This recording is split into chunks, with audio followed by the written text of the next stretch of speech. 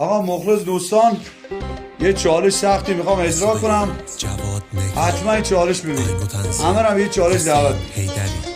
عشق منی به عشق ایران و ایرانی میزنم و استانم. تقدیم به حسین اسلامی. دل و جیگر دارم مسیم پلنگ دار بیبرار از سر